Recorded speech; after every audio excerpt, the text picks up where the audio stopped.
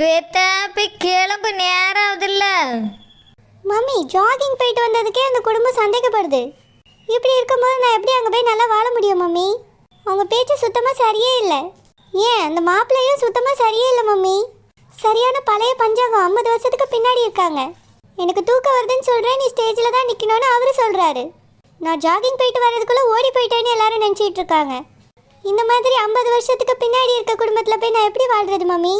New ஜென்ரேஷனில் இருக்கிற மாதிரியே அவங்க யோசிக்கவே மாட்டுறாங்க. அவங்க தாட்ஸ் எல்லாமே ரொம்ப ஓல்டாக இருக்குது மம்மி. ஹெல்த் பற்றி கொஞ்சம் கூட கான்ஷியஸே இல்லை. ரொம்ப பேடாக நடந்துக்கிறாங்க மம்மி. இந்த மாதிரி ஃபேமிலியில் நான் கல்யாணம் பண்ணிட்டு போனால் என்ன ஆகுறது? என்னோட லைஃப் மொத்தமும் ஸ்பாயில் ஆகிடும் மம்மி. ஸ்வேதா, நீ ஜாக்கிங் இன்னைக்கு பேர் பண்ணி நானே நினச்சி பார்க்கல. அப்படி இருக்கும்போது அவிய நினைக்கிறதுல என்ன தப்பு இருக்கு? தினாம போவா, இன்னைக்கு போக மாட்டான்னு நான் கூட நினச்சிட்டேன். கல்யாணத்து அன்னைக்கு அதுவும் இந்த ட்ரெஸ்ஸில் யாராவது இப்படி ஓடி போகல தெருவிலையே. ஓய் மம்மி, மேரேஜ்னா மட்டும் எனக்கு என்ன 2 கொம்பு எக்ஸ்ட்ராவாக முளைச்சிருக்கு? என்னோட ஹெல்த்தை நான் தான் மம்மி பார்த்துக்கணும். நிச்சயம் கல்யாணம் சொல்லிட்டு ஹெல்த்தை பார்த்துக்காம விட்டா நானும் ஒன்றை மாதிரியே குண்டாயிடுவேன் மம்மி. அப்புறம் எனக்கு முட்டி வலி வந்துருச்சு, நிற்க முடியல, இடுப்பு வலிக்குது. தூங்காததுனால எனக்கு தலைவலி வந்துருச்சு, கண்ணு பாதி கண்ணு தான் தெரியுதுன்னு புலம்பிட்டு இருக்க மாதிரி என்னால் புலம்ப முடியாது. எனக்கு 90 வயசு ஆனாலும் நான் இப்படியே இருக்கணும்னு ஆசைப்படுறேன் மம்மி. நல்லது தான் ஸ்வேதா, நீ 100 வருஷம் 200 வருஷம் கூட சந்தோஷமாக வாழன்னு தான் நான் ஆசைப்படியே. அதுக்கு இன்னைக்கு கல்யாணம் உனக்கு. இன்னைக்கு போய் இந்த மாதிரிலாம் நீ பேசியிருந்தீன்னா நல்லா இருக்குமா? மாப்பிள்ளை வீட்டுக்காரவிய எங்கள் கல்யாணத்தை நிறுத்திடுவாங்களோன்னு நான் பயந்துட்டேன். அதுலேயும் அவிய மூத்த மருமவ சரோஜா இருக்கா பாரு, ரொம்ப ஓவராக பேசிட்டா. அவங்க தானே பேசினாங்க, அவங்க வீட்டுக்கு போனதுக்கு அப்புறம் அவங்களுக்கு இருக்கு. அதை எல்லாத்தையும் நான் பார்த்துக்கிறேன் மம்மி, நீ கவலைப்படாத. ஆனால் இந்த கல்யாணம் எனக்கு வேணுமா வேண்டாமான்னு நீ டிசைட் பண்ணு மம்மி. எனக்கு சுத்தமாக இந்த கல்யாணத்தில் இன்ட்ரெஸ்டே இல்லை. ஏன்னா அந்த மாப்பிள்ளை பையன் கொஞ்சம் கூட சரியே இல்லை. என்ன அப்படி இருக்கணும்னு சொல்கிறான், இப்படி இருக்கணும்னு சொல்கிறான், தூங்கக்கூடாதுன்னு சொல்கிறான். இதெல்லாம் எனக்கு சுத்தமாக பிடிக்கல மம்மி. இங்கே பாரு ஸ்வேதா, பத்திரிக்கையெல்லாம் அடித்து ஊரெல்லாம் கொடுத்து எல்லாரும் கல்யாணத்துக்கும் வந்தாச்சு. இப்போ நீ அந்த குடும்பத்தை பற்றி குறை சொல்லிட்டு வேண்டான்னா ஓமையில தான் எல்லாரும் தப்பு சொல்லுவாவ. நீ கல்யாணத்தை முடிச்சுட்டு அந்த வீட்டுக்கு போயிட்டு எல்லாரையும் உனக்கு பிடிச்ச மாதிரி மாற்றிக்க. உனக்கு என்ன ஆரோக்கியமாக தானே இருக்கணும். இதை பற்றி சொன்னால் யாரும் உன்னைய ஒன்றும் தப்பாக சொல்ல மாட்டாவ. Okay mummy. அப்படியே அவங்க தப்பாக சொன்னாலும் நான் அவங்க பேச்சு கேட்க போகிறதே கிடையாது. சரி ஸ்வேதா, சீக்கிரமாக ரெடியாகும், நேரம் ஆகுதுல்ல. என்ன அவிய ஏதாவது சொல்ல போற, சொல்லி மாதிரி வைக்காத. ஓகே மம்மி, நான் 5 மினிட்ஸில் ரெடி ஆகிட்டு வந்துடுறேன். எம்மா, இதுக்கு மேலே இவ்வளோ வச்சுக்கிட்டு அவிய என்னன்னு சமாளிக்க போகிறாவளோ தெரியலையே. நம்ம பேசாமல் வெளியூருக்கு போயிடணும். இந்த ஊரில் வந்தோம்னா ஆதாளி ஏற்ற முடியாது. சேலை நல்லாவே இல்லை பத்தியா குழந்தை? ஆமாக்கா, கலர் மட்டும் தான் சொன்னோம். சேலை 10,000 ரூபாயில எடுத்துருவான்னு பார்த்தோம். இப்படி 300 ரூபா சேலை எடுத்துருவான்னு நினச்சி கூட பார்க்கலக்கா.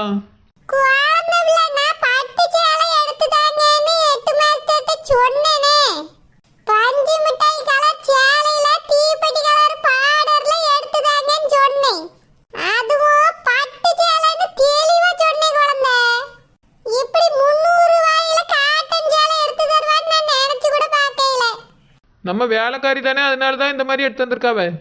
நம்ம ஹெட் மாஸ்டர்கிட்ட சொல்லியிருக்கவே கூடாது. கடைக்கு தான் நம்ம போயிருந்தோம்ல, அன்னைக்கு நம்மளே செலக்ட் பண்ணி எடுத்துருக்கணும்.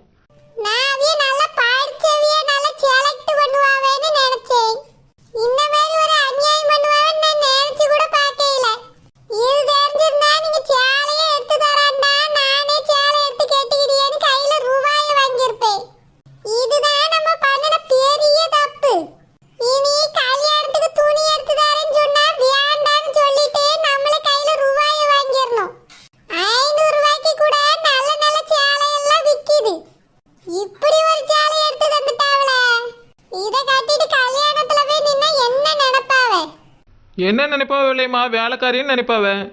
அப்படி எல்லாரும் நினைக்கணும்னு தானே ஹெட் மாஸ்டர் இந்த சேலை எடுத்து வந்திருக்கவ.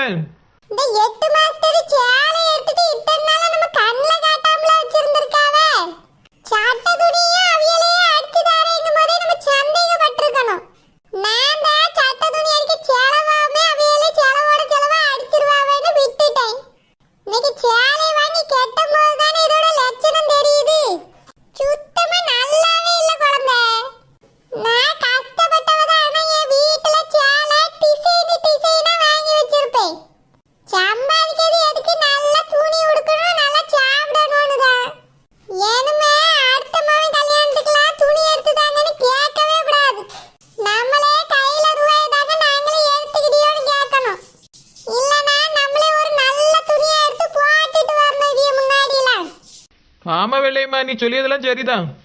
உங்கள் 2 பேருக்கும் கல்யாணம் ஆகி பிள்ளையே இருக்கு. உங்களுக்கு இந்த சேலை பிடிக்கலன்னு சொல்லிட்டு இருக்கேன். எனக்கு எப்படி இருக்கும்? எனக்கு இந்த சேலை சுத்தமாக பிடிக்கல. இதை கட்டிக்கிட்டு அங்கே போய் நிற்கவே பிடிக்க மாட்டேங்கி. நான் அந்த லாஸ்ட் சீட்டில் போய் உட்காந்துருக்க போகிறேன். ஆமாம், இதை கட்டிக்கிட்டு எப்படி முன்னாடி போய் நிற்க முடியும்? எங்கள் அக்காளுக்கு கூட கொஞ்சம் பரவாயில்லாமல் எடுத்திருக்கு. எனக்கு தான் ரொம்ப மோசமாக எடுத்து வந்திருக்கு. எனக்கு இதை கட்டிட்டு முன்னாடி போகிறதுக்கு பிடிக்கல விலையம்மா. நான் அப்படியே எங்கேயாவது ஓரமாக போய் நிற்க போகிறேன். நீ வாரமா போய் நின்னா நாங்க மட்டும் என்னங்க முன்னாடி போய் நிக்க போறோம்? நாங்களும் அங்க எங்கன்னு வாரமா தான் போய் நிப்போம். அவிய வீட்டு கல்யாணம் தானே, அவியல முன்னாடி நின்னு எல்லா வேலையிலும் செய்வாவே. நாம அப்படியே எங்கயாவது வாரமா போய் உட்காருவோம். இல்லனா ரூம் காலியா இருந்தா அங்க போய் படுத்து கிடப்போம். வா குழந்தை. மாமா, அங்க என்ன மீட்டிங் போட்டுட்டு நிக்கிறியா? எதுக்கு இங்க நிக்கிறியான்னு கேட்டேன். சும்மா தான் நிற்க மாஸ்டர். கோத ஒரே பயண கதை நடக்கு. கல்யாண மண்டபத்தில் வேலை இருக்குன்னு தெரியாதோ? நிறைய பேர் வந்துட்டு இருக்கா. அவளுக்கு ஜூஸ் கொடுக்கணும், என்ன வேணும் கேட்கணும், கவனிக்கணுங்க நினைப்பே இல்லை உங்களுக்கு. 3 பேர் இங்கே வந்து நின்றுட்டு கும்பலை பேசிட்டு கதை அடிச்சிட்டு இருக்கிய. மாஸ்டர், இந்த சேலைங்களுக்கு நல்லா இல்லை மாஸ்டர், அதை தான் பேசிகிட்டு இருக்கோம். ஏன் இந்த சேலைக்கு என்ன குறைச்சலே? நீங்கள் 2 பேரும் கேட்ட கலர் தானே இது?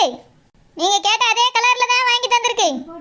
8 மாஸ்டர், நாங்கள் இந்த கலர் தான் கேட்டோம்.